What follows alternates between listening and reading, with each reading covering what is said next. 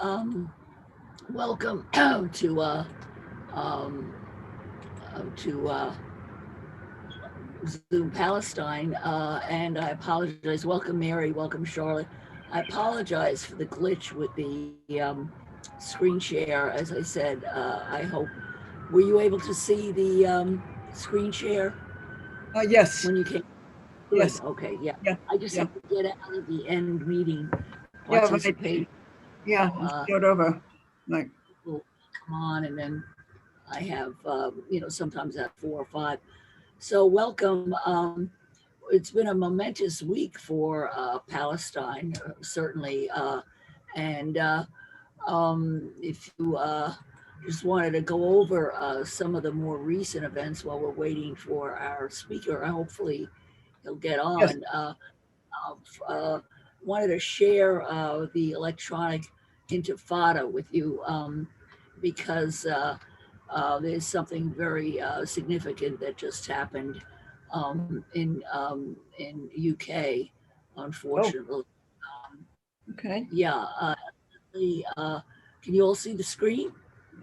just a minute, there's always a lag with screen, okay, I've got it, yeah, Great, thank you.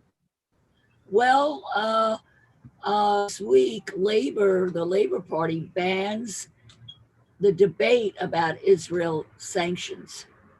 And that the officials alleges that the demand for weapons embargo could cause anti-Semitic behavior.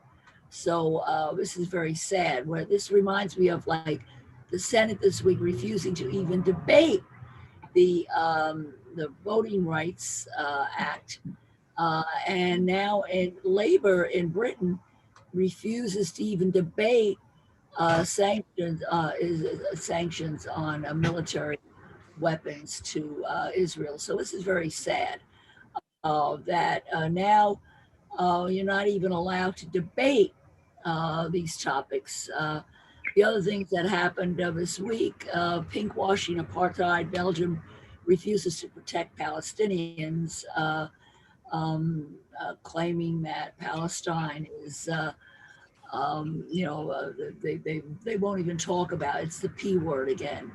There's an article on Gaza, one month on, and all the difficulties that are going on in Gaza, still with problems with infrastructure, still problems with electricity, and aid not being let in.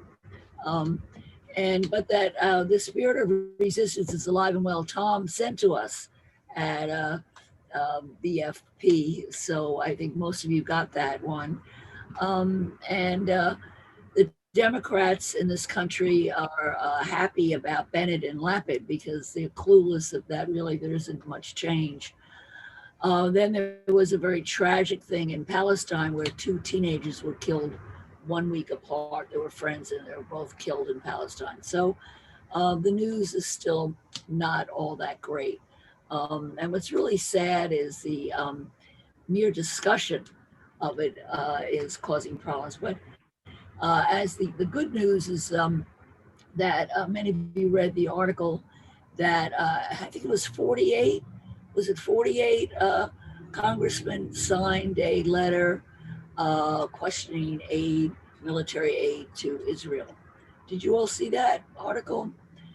Yeah, and so we need to that was thank. recent, Yeah, when, that was this week. Yeah, just, yeah, I didn't see yeah, that, yeah, and we need to thank the congressmen that signed that letter. I think it was 48 of them, which so it's a good letter, a good amount. And then to write, Hakeem Jeffries did not sign it. Surprise, surprise. Guys in Brooklyn. So you all, the email I got, it said, write Hakeem Jeffries and chide him for not signing on um, to this letter. And then I have to write to Jerry Nadler here in Manhattan because he didn't sign on to it either. Also, who is it? McCarthy, is that her name? The one from Queens, the congresswoman from Queens. Maloney, Maloney, Maloney, Maloney, right? Maloney, yeah, she didn't sign it either. So Maloney and Nadler and Hakeem Jeffries didn't sign it. But I think the rest of them, I think the rest of your guys did. So the last question, this is, yeah. So I don't know have the whole list of everybody who signed it, but they're telling us uh, to send information, to send them letters. So I don't see our speaker here. I hope he can get on. Let me see if there's any. All right, with this problem with this. Anyhow, so well, we were talking about Avaaz today, um, and Avaaz is a word in many Middle Eastern languages meaning voice. And Avaaz is kind of an amazing organization. I've been kind of aware of them for a few years. They're only about 5 years old, which is pretty amazing. And so I'm going to go to their webpage and we'll read a little bit about their webpage. I'll do a screen share while we're waiting for people if they ever show up. With Gay Pride Parade today, um, we don't have too much going on in Manhattan, although I hear drums and music and stuff out my window. I live on West Street, so there are a lot of activity. Anyhow, Avaz is a very interesting movement, and those of us who care about peace, should probably utilize their the things that they offer. It's a global movement to bring people towards politics and decision making. And what they do, they're only 5 years old, but they've exploded to be one of the globe's largest and most powerful online activist networks.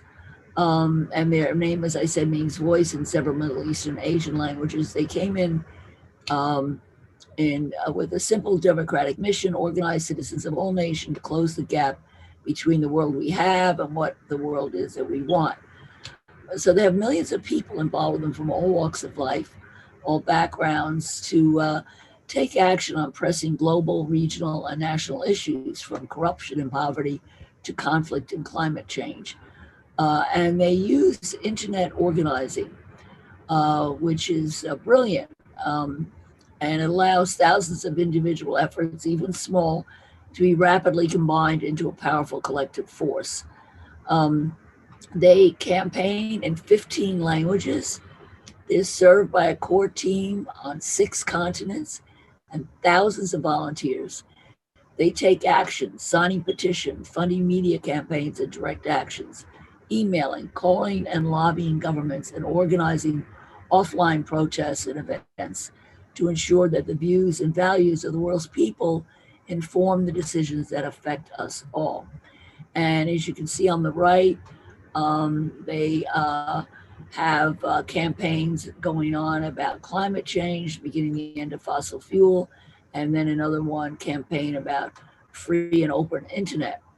And what's cool is you can start your own petition. So Brooklyn for Peace, we can start our own petition about any topic. I was thinking one to Jeffries to not want Israel to be the sixth borough or whatever. Any topic that comes up, you can start your own petition, and then goes into their vast resources. They have financial reports; they're very transparent, and they have an account of Facebook and Twitter. So how they work? Look at all 68 million members. That's pretty impressive. Okay. They've had 2,792 campaigns. And I think this is an old website. I'm sure that it's been updated. They use technology. They're very based in the skillful use of technology. And it's been very difficult to reach out globally from your little community to a larger scale. So they say previous international citizens groups and social movements have had to build a constituency for each separate issue year by year, country by country, in order to reach a scale that could make a difference. Today, due to new technology and a rising ethic of global interdependence, that constraint no longer applies. Where other global civil society groups are composed of issue-specific networks, each with its own staff, budget, and decision-making, Avaaz has a single global team with a mandate to work on any issue of public concern, allowing campaigns of extraordinary nimbleness, flexibility, um, and focus, so that they will pick up, your campaign and work with it. So this is great. It's um, very helpful. It saves a lot of work on the part from an individual group, and they like to respond to new issues. They become a lightning rod to channel broad public concern into a specific targeted campaign. They try to be a fire truck to rush to create an effective response to a sudden, urgent emergency, and to be a stem cell that grows into whatever form of advocacy or work is best suited to meet an urgent need. So this is great. These are people. This is the group that wants to be the first on the scene to respond to particular incidents. Now, what's interesting is did you all read about the killing by the Palestinian Authority of the advocate, the guy who was critical? His name is Biram Nizar Bidoun, I think was his name. Did you hear about that? He's been very critical of the Palestinian Authority. He's been arrested many times. I'm not sure if he's a lawyer or not. I think he is. But he was one of the most outspoken critics of Avaaz and the corruption that goes on in the PA, because the distribution of money is done in a very unfair way by the PA, and there's a lot of corruption, a lot of rumors about things that are going on that are not good and not right. And also they collaborate with Israel to help enforce the occupation. So there's the leaders are taken care of by Israel. Once in a while, Israel does something punitive to them, but in general, they are the PA tries to walk a fine line so that it doesn't offend Israel. Case in point, when our Frank Romano, the lawyer from our Zoom Palestine group, when he was writing, he was invited by the Palestinian Authority when he was hiding from Israel to help write a brief to the International Criminal Court, and by the PA, who was paying him and helping him hide out so he could write the brief, be one of the lawyers writing the brief. Frank, as he began working on the brief, realized that the PA had no intention of submitting the brief to the International Criminal Court because it would upset Israel, and then Israel would would punish the Palestine. So Frank realized that the PA had agreed, that Avaaz had agreed to write this brief, but just to appease people who wanted the brief to be submitted of war crimes in Gaza and the occupation, but that the Palestinian Authority had no intention of ever submitting the brief.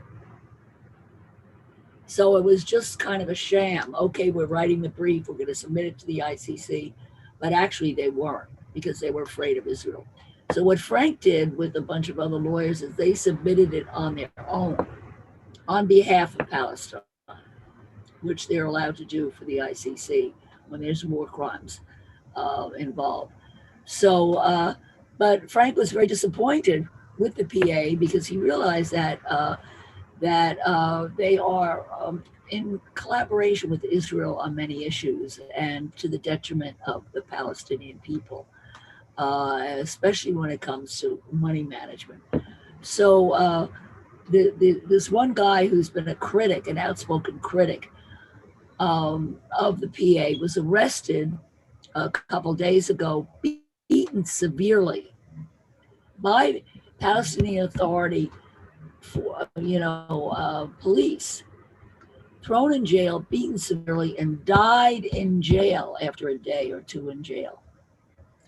So right now in Palestine, they're having huge demonstrations protesting what happened to this guy, because he was very famous and he had a lot of influence in Palestine. So what we're dealing with is a situation where, it's gray. We think of, oh, the Palestinian government is the good guys, the Israelis are the bad guys, but no, it's gray. The Palestinian government is not perfect. Abbas is not, they were supposed to have an election this year, but he's preventing an election from happening. Now, I've been in Ramallah, I've been in Hebron, I've traveled to the West Bank, and I know a lot of people, wonderful Palestinians, who are trying to fight to have a more just society and a more honest society. But there's some very big families that have a lot of money, that have certain businesses where they make huge profits, fuel companies, different companies that are able to profit a great deal in Palestine. So somehow there's a big gap in Palestine in between the rich and the poor. And certain families have a lot of control over the economy. And this is something that this guy was protesting. So he got killed. So one of the things that I think is important is to support these people in Palestine, the Palestinians who are fighting not only the Israeli occupation, but fighting the corruption of the Palestinian Authority. So they really need support, and there are groups that can be supported, and I think this is something Avaaz would be very good at doing, at petitions of support for these groups, and this is why Hamas is popular in Gaza, you know, because the PA was voted out because they're very corrupt. Actually, my landlady in Jordan, who was not a very she acted very nice, but she was really pretty corrupt and awful as a landlady. Um, she lived very, very well. She had tons of money, a beautiful apartment, property, farm that she owned, and sent all her kids to private schools, yada yada yada. Her husband had died. She was a widow, but he was a big official in the Palestinian Authority. And I never understood how a widow could have all the money she had till I found out her background. So this is another battle, that Palestinians are fighting. And in Gaza, Hamas is popular, not because people like Hamas. A lot of people don't like Hamas because it's very fundamentalist and tyrannical in many respects. But the PA is very corrupt, so it's a choice between Tweedledee and Tweedledum for the Palestinians. So the groups of Palestinians who are fighting for transparency, fighting corruption in the West Bank, need to be supported, and that would be something that we should look into and figure out how we can offer them support. But the good news is that the protests over the death of this guy um, are huge. There have been huge protests all over the West Bank against the government. So the Palestinian government right now, it's going to be very interesting to watch in the next couple of weeks to see where they will go with this mess that they're in. That the government is now being pushed by the consequences of this terrible behavior on part of their military. And their military learns from the Israeli military. They're both trained by the Americans. Actually, I had a friend of mine who was the Marty Franks in Jordan, trained the first group of Palestinian policemen in Amman. And they were trained in Amman by Americans. He was an ex-cop and military guy in America, and he was involved in training the police. But the military in Palestine is much tougher, and they're closer. Their tactics are closer to the Israeli tactics, so they imitate the Israeli tactics, and those ones who arrested and beat up this guy, this protester. So we just hope that justice will happen at some point, and his memory will be something to push Palestine into a more equitable place. So Avaaz sets overall priorities through all member polls. So they poll people to ask what campaigns should be started. And there are hundreds of thousands of Avaaz members taking part within days or hours. So when you start an Avaaz campaign, you immediately have access to thousands and thousands of people. And they have a very good ethic of servant leadership. Their staff write email alerts to Avaaz community the way that an aide briefs a president or prime minister. They just have a moment to convey the vital information to the reader needs in order to decide who to get involved. And the campaign hinges on that decision. To make the moment of action count is the job of the staff to find ways that in a few minutes, multiplied actions across huge numbers of people can make a genuine difference on something that matters. Staff work with partners and experts to develop effective member-driven campaign strategies, summarize them through clear and compelling alerts, and if the Avaaz membership chooses to proceed, make sure that the campaign is carried through, delivering petitions and members' messages, arranging member-funded campaigns, or whatever else is needed. They don't set their own agenda, and they don't try to convince members to go along with it. It's staff listen to members and suggest actions they can take. So it's a bottom-up organization. It's not from the top down. It's a bottom-up that all the members across the world can submit petitions and suggest campaigns. So this is very important, very unusual and unique, because those of us who've been in the protest movement, I think of my whole life I've been a protester since the Vietnam War. We know how sometimes protest groups can be, and the conflicts that rise because the people at the top often can be, somewhat egotistical, and they want it their way or the highway, and they don't listen to people at the bottom. We can look at our Democratic Party as any American party as a example of that.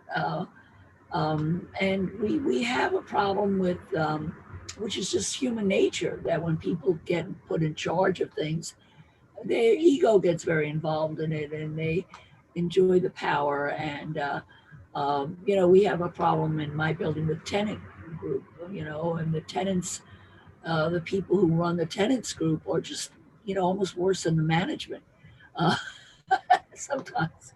So we all know that, any group is subject to human nature and people who enjoy power. So Avaaz is very aware of that, and so they try to have, the power coming from the people from the bottom up. So they're crisis responders. They try to respond to crisis, and they're funded by the members, and they get funding. They're not they have no corporate sponsors or government backers, which is really good. They don't accept funds from the government or corporations, and this is something extremely important. So they're really funded by member groups and by members. So they try to fragment, instead of being fragmented, they try to be united by values. And we know that movements, coalitions, and organizations often fracture and over time into many smaller pieces. And we try to spend more and more time holding warring factions together, but at Avaaz, they recognize that people of goodwill will often disagree on specifics instead of straining for consensus. Each of us simply decides on whether to participate in any particular campaign. And I have to compliment you, Charlotte, and in your work with the Palestinian peace that you have been really very good at consensus. That and Mary, you too. We've had, we get people coming in to the group, and then they argue over this, that, and the other thing, and it's very very hard to keep people focused on the main goal. One of the strategies of people, corrupt powers, is divide and conquer. So they love it when people disagree, and then you'll very often have people really causing a lot of damage. When we were doing I was a draft counselor and ran a peace center on the Lower East Side during the Vietnam War, and we knew we were infiltrated by the FBI and government agencies. We had an underground railroad getting soldiers to go up to Canada who wanted out, but we noticed that the people who tried to cause fights and dissensions, coming up with extreme positions that people would challenge, and then they would push on and create. They wanted us to get involved in more violence and extreme. We realized they were the plants by the government. so,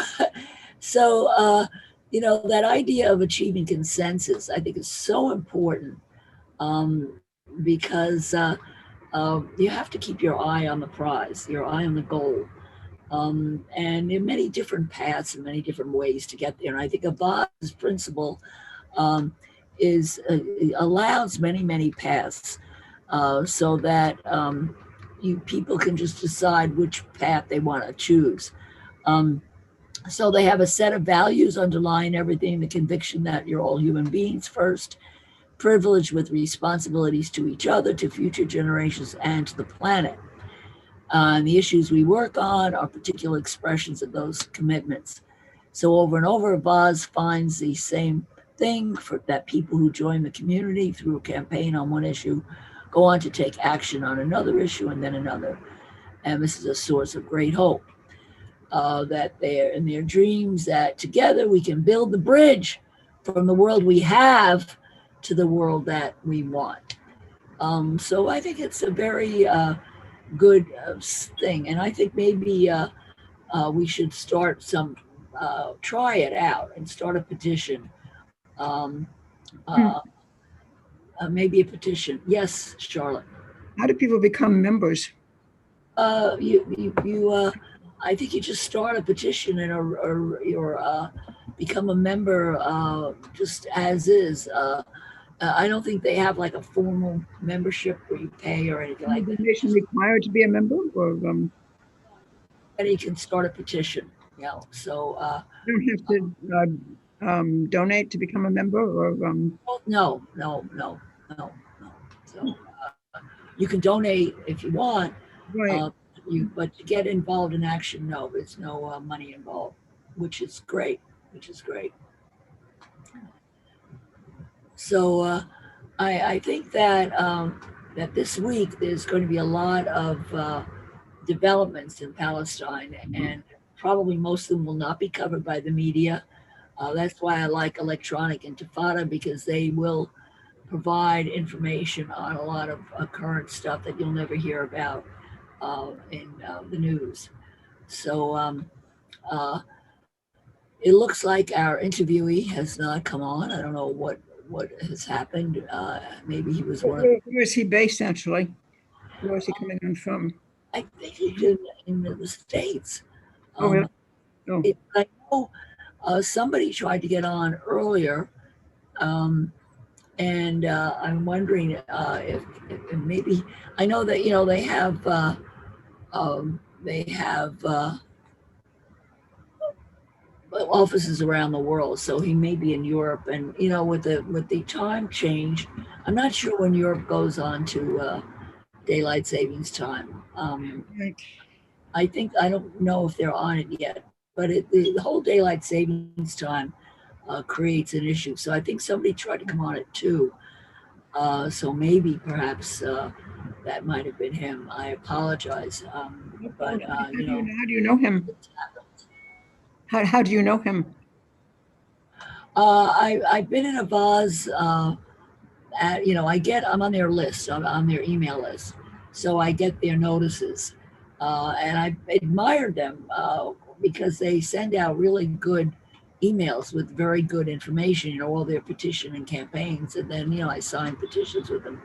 So I think I've been on their mailing list for a couple of years.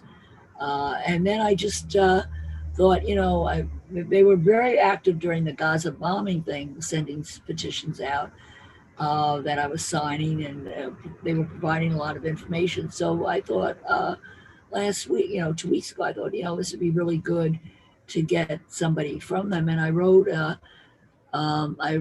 to them. I also, because their office is in Union Square, one of their offices in Union Really? Square. So I said, you know, if you don't call me, I'm going to just come to your office. And but they actually answered my email, and they said they were very willing to be interviewed.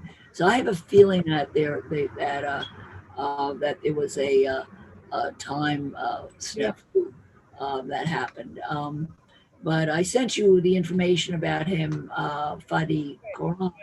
Uh, And sounds like a great guy, so I'm going to see if I can get him to come on again. But apologies that we don't have them, but we, you know. So Mary, Charlotte, what's going on with beef for FP? I've been getting a lot of emails and stuff. Any events or anything? There was several letters we were supposed to be sending that you were recommending. But what's the update on what's going on? Can I ask you a question about, no, Sure. so, is, is, is their website something like you can go on, is their website a little bit like Electronic Intifada? You can go on it every day and see what's happening, or No, well, they don't. They don't. They don't. They have a website, but it's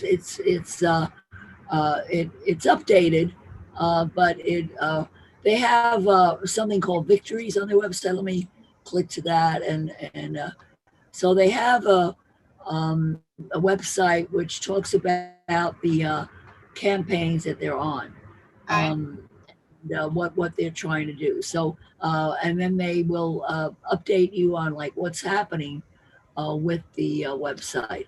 But it's not like a new electronic intifada is really more like daily news. Like they're involved in anti-corruption revolution in Brazil, I see. saving bees, refugees, mobilizing things, defeating the Murdoch mafia is one of their campaigns. I think that's probably one of the best campaigns to get involved with. But it's based in UK.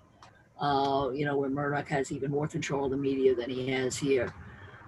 They're after Monsanto, creating marine reserves, saving a free and open internet, end of fossil fuels. So those are victories that they feel that they made a difference in their campaigns. So they have reports that they on what's going on, um, and the reports will they're working now on, which is what one of the topics I wanted discussed was the Facebook's climate of deception, how viral information fuels the climate emergency, and they are going after misinformation, um, and they some of their investigative reports are quite interesting. One is about how Facebook is neglecting Europe's infodemic that Facebook is not protecting Europeans from dangerous information. The Facebook from election to insurrection. Now, I'd like to read that report that's on there, misinformation. They have all these investigative reports. Then does the truth about Black Lives Matter, is it on Facebook? Another report, how Facebook's AI, their intelligence is failing American voters ahead of Election Day. And I think this is a question we all have to worry about is this 2022 election. Is Facebook is not, I don't think, going to be helpful for combating the disinformation. And their algorithm, Facebook algorithm, major threat to public health. Well, I just got kicked off of their algorithm, Facebook. I got censored for a couple of days because somebody was writing about the GOP and these laws in states to stop people from voting. So I made a joke. I wrote GOP to the guillotine. It was a joke, but I got kicked off Facebook for threatening, whatever. They have their AI, their algorithm has no sense of humor. So what I do when I write the word Israel or Palestine, when I write Israel or Palestine on Facebook, I put asterisks or quotation marks or anything to fool the algorithm. And so I haven't been kicked off lately, so I was happy about that. But you really have to be very careful when you're writing about Israel or Palestine. By the way, I think I've lost my job. I got put at, instead of being adjunct faculty, suddenly I can't use my email anymore at NYIT. And now I'm separated faculty. I don't know why. I was a tenured full professor, and now I've gotten kicked off of my NYIT website and email, which is really seriously professionally horrible for me because I have a lot of professional emails and contacts with students and projects I'm working on. So I'm wondering if it has to do with, because they kicked me off the Zoom Palestine off of their site that I was using. So I have a feeling I may be one of these people that Israel's gone after, but I'm fighting it. We'll see what happens. So Facebook has another investigative report they're doing is anti-racism protests, divisive disinformation narratives go viral on Facebook, racking up over 26 million estimated views. Another investigative report how Facebook could flatten the curve of the coronavirus infodemic. Then why is YouTube broadcasting climate misinformation to millions? And is fake news making us sick? A megaphone for hate, disinformation and hate speech on Facebook during a Psalm citizenship count. EU disinformation report. What's up? Social media's dark web and yellow vests flooded by fake news and correct the record. So these are all investigative reports that Avaaz is working on, and they all certainly look very worthwhile. I think it's something we should follow up on and see if it's a tool that could really help us. But I'm very concerned about what's going on. Do they have any campaigns on Israel Palestine as of now? Any petitions or anything? Yes, they did. They do. Yeah, they do. Yeah. Because those are the ones that I was signing, and the guy leading. Can we just promote those campaigns? Yeah. The list I just read you were investigative reports they've been doing, but there's been a lot about misinformation regarding Palestine and Gaza. A lot. I'd like to put something each week in our Brooklyn for Peace newsletter, which goes out on Tuesdays. So I usually, look around for something current that's happening. Yeah. So right, let me send stuff to you. Ready-made, and it can go. If it's ready to go with like a little information what it's about and link to the petition, we could put that in. So okay, cool. Okay, good. Yeah. But if we want to start a petition, we can start something on our own. I think that. Right. No, we could. I was thinking that if there is a topic that is relevant and timely, and there's a little brief, few sentences, and I can link to it, newsletter, and we can put it on our website and then link to it. And if it's ready to go, that would be very helpful. Because we have been promoting the 2590 resolution, the McCollum resolution, to try to get people Yes, to yeah, that's contact important. their reps to sign on to it. But, Yeah, you know, we've done it already, and, you know, maybe we've done as much as we can on that at the moment. yeah. I mean, What's the status on that? What's going on with that now? it's stuck. I mean, there are like 24 people who've signed on, and that's kind of status quo is where it is. And Yeah, peace action, national peace action, just had a series of lobby training and briefing meetings the week before last, and they are now scheduling meetings with as many representatives and senators as they can in states where peace action has active chapters. And one of the topics for that lobbying is the McCollum bill.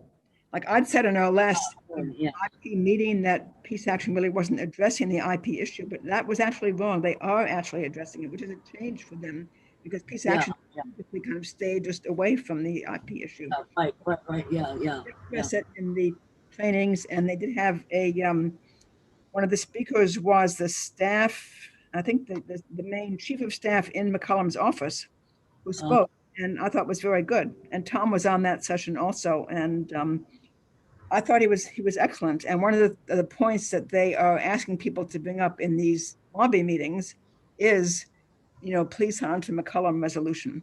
But the Yeah, fact is, we haven't had much success with that so far. I mean, we've met at least with Velasquez like more than once. I met with her with Code Pink and DSA about a year ago. And a lot of people have written letters. Tom wrote this very good letter to her, and other people have written letters, but she's not really budging on it. The fact of the matter is, it's not. Wow, I'm surprised. well, no, because she says that she has, you know, personally she's okay with it, but she says that people in her district include a lot of members of the Jewish community, and they Yeah, would be upset if she signed on to it. And they're kind of, you know, watching what she's doing. well, And you should also realize that Yang did not get that many votes, although the Orthodox community went out for him. So, I maybe the power of that block of voting may be a little overestimated because was supposed to do very well because they were giving him support, but evidently it didn't work that great for Yang. So not just that, it's the APAC, lobby, which yeah, a few years ago did run someone in the primary against her. And although she won, it was very, unpleasant and upsetting. And they sent out a lot of materials and so forth. So I think she's been unwilling to really take a risk about that again. Yeah. So, but anyway, it's the point so sad, there's some other issue we can send out a petition about. That would be good because we can't just saying over and over, well, call you about McCollum because we've said it. So, if we say it too much, people just stop. We could do a petition on just the McCollum thing. That would be great. That would be really good to do,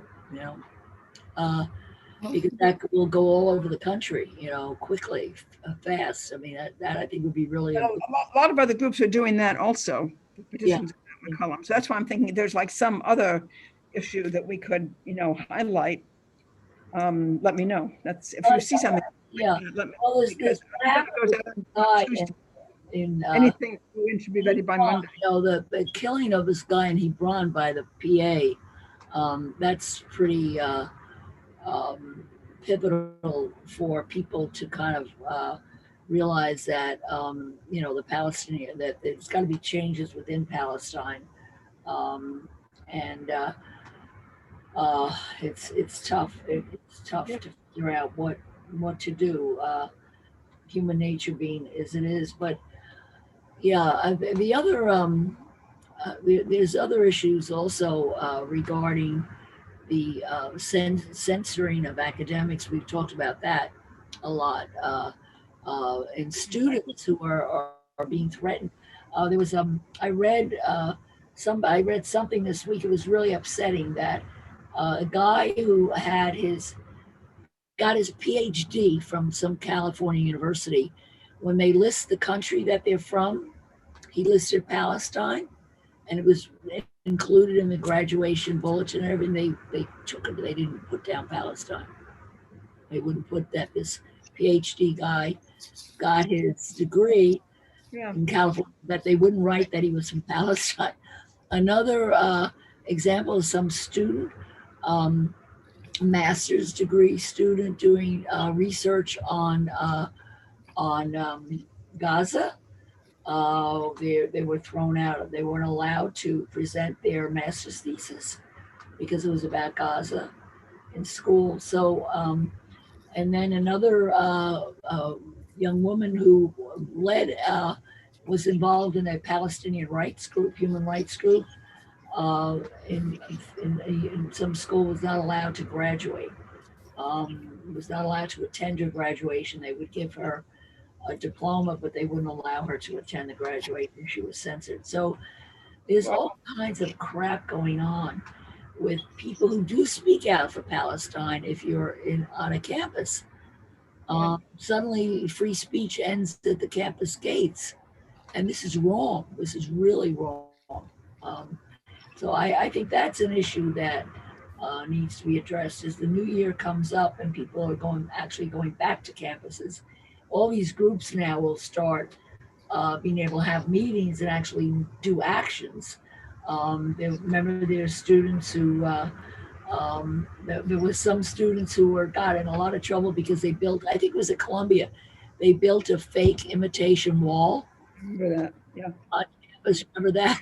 Yeah. So students come up with all kinds of creative stuff when they can get together and think. So in the fall they'll start doing stuff again, and who knows what's going to happen. The Anti-Defamation League is just so great at demonizing everybody who criticizes Israel. I mean, they terrify, all my Jewish friends and relatives into giving them donations. They are very well funded because they just scared everybody so much with this anti-Semitism stuff. But there's some voices that are speaking out, of course, saying anti-Israel doesn't equal anti-Semitism, but it's very tough, very difficult. Right. Mary, what have you been up to? Just trying to keep up with everything. It's a full-time job. Yeah, I know it's exhausting. I don't know how Tom Cox does it. I get exhausted just reading his emails.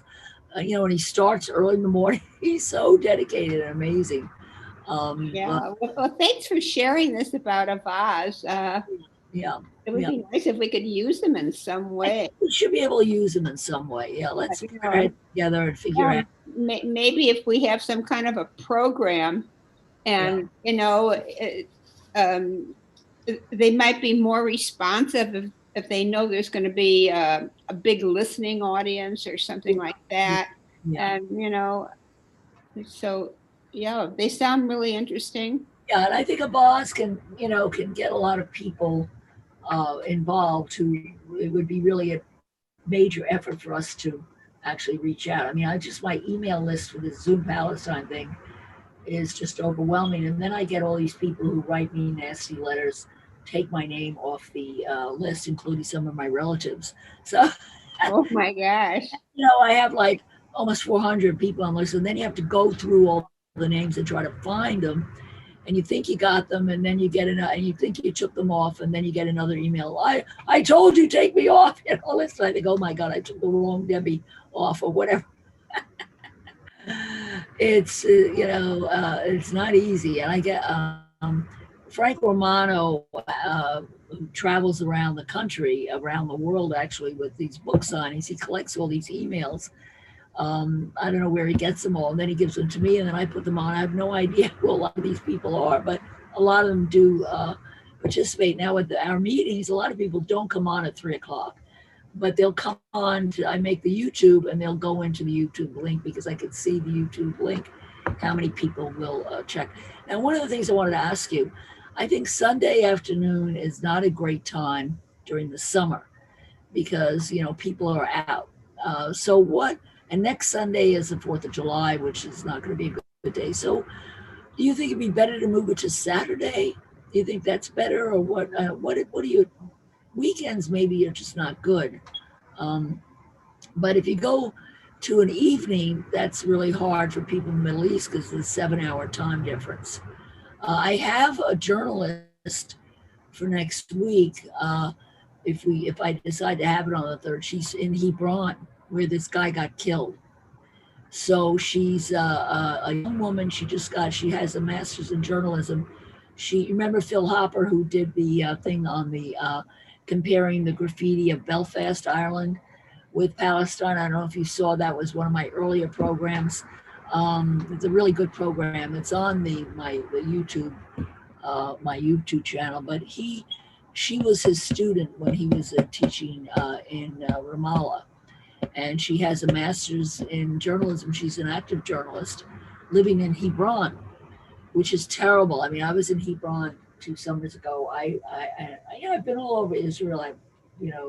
Israeli relatives, and I've traveled all over Palestine, but Hebron is the worst I've ever seen. I think anywhere. It's so bad in Hebron. I should do a whole program just on Hebron. It's terrifying what goes on there. People are all psycho and dangerous. A very dangerous place. And she's a journalist in Hebron. She lives in Hebron. She's got a kid, I think a toddler. But she is willing to come on and be interviewed about journalism and endangered journalists. So, what's a good time, guys? What do you think? I'm open to suggestions. The topic is dynamic. And that person that I forgot his name, but the one that just got killed by the military police. Yeah, he was in Hebron. His life was threatened, and so he went to stay with relatives in Hebron. Right, and that's where they arrested him and beat him. Yeah, with an iron. That's really dynamic too. And maybe try Saturday instead of Sunday. You think Saturday? It might be better. I'm not sure, but maybe try it and give a little message saying the reason it's on a weekend is because of the 7-hour time difference. Because but maybe try it and see if it's better, and then also say next week is 4th of July. I don't want to do it on the 4th, so I'll say we'll try it on Saturday the 3rd. Saturday. And she said she'll come on. She said she'll come on so we can ask her. Right. She's in Hebron where this happened. We can get the, information right from her from Hebron. So try that. Okay. For someone like her, even if there is not a large audience, it's going to be recorded, and you can use that recording to spread the word. Right. A Brooklyn Peace website could have a link to that. Yeah. So, link. Yeah. The summer is bad probably for everybody, because if it's a nice day, it just is. So recorded is really important.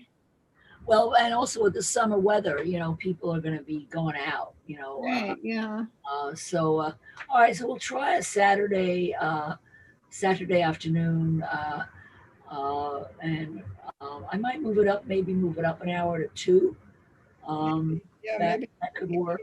Or whatever, so that people can, because it's still early in the day, people can go out, do their shopping or whatever. If they're out in the morning, they should be back. If they're going out later, they could wait till 3. So, all right, let me try that, and we'll see if that works. Okay, ladies. Great to see you. Thanks a lot for sharing. Thanks a lot. Take care. God bless. Bye-bye. Masalama. Yeah. Oh, by the way, I'm going to Jordan. I'm not sure when. Wow. So I'll be doing this program actually from Jordan with Palestinians who are all 85% of Jordan is made up of Palestinian refugees. So I'll have I know some people, some cool people. Some of them are kind of extreme because of what they've gone through. They are very bitter and very angry, and they're a little extreme. I have one who's a journalist, but I won't interview him from here because I need to kick him if he goes off. But when I'm in Jordan, I'm gonna have him on. His name is Al-Zuni. He's a very famous journalist, but he's banned from publishing in Palestine and now banned from Jordan. So he works for Papers for the Gulf. So he's very bitter. All right, everybody. So Thank you. Jackie, let me ask you, were you able to go to the Peace Act in Staten Island meeting on Wednesday, I think it was? Did the Staten Island one? Yeah. Yeah, how was that? The Staten Island, they're cool. They're fabulous. They have this woman, Eileen Isaacs, who's a communist. And, the communists in Palestine and Israel were together in the very beginning, like in the 40s and 50s, because they saw, they looked at things from a Marxist viewpoint. Right. So they, workers of the world unite, they all united.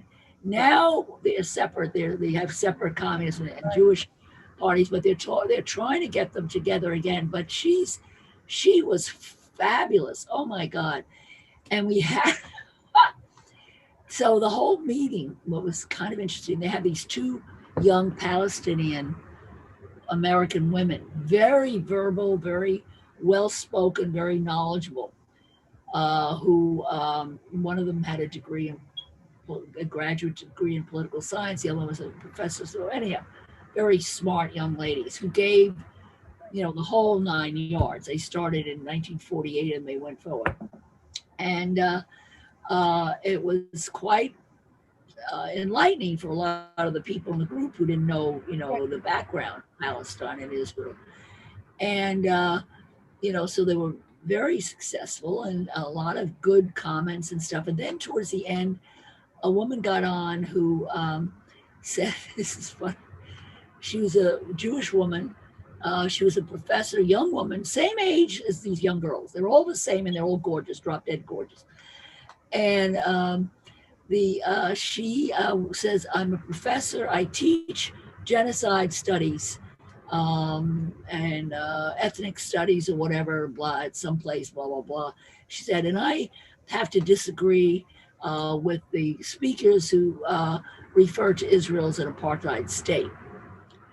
And she said, it's not apartheid because they have Arab members in Congress and they're 20% of the population is Jewish and yada, yada, yada, completely. And, so that was like a shock because after hearing this really in very good presentation about all the shit that goes on in Israel and Palestinians and in the occupationists, suddenly have this young woman who teaches apartheid and ethnic studies and genocide studies denying that it's apartheid. So the young woman,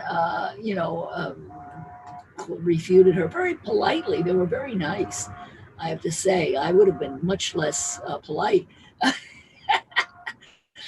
But they really, and then she was quiet. But it was a very good session. And Staten Island has awesome people there, guys. They have awesome, intelligent people.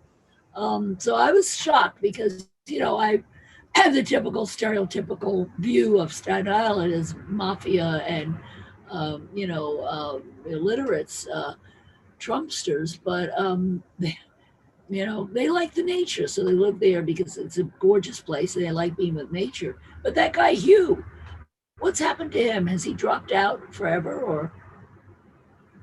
Possibly. I haven't heard from him again. So I think he decided we're not worth his time and he'll go to some other organization. He goes to different I groups. I haven't heard from him again. Several groups. Yeah, it's too bad because he had good instincts, he had good ideas. It's just very emotionally not balanced, so that was too bad because I respected his ideas. He sent me all these long emails. But all right, ladies. Right. So take care. Have a good week. Great to see you all. Masalama. Salam. Shalom. Bye.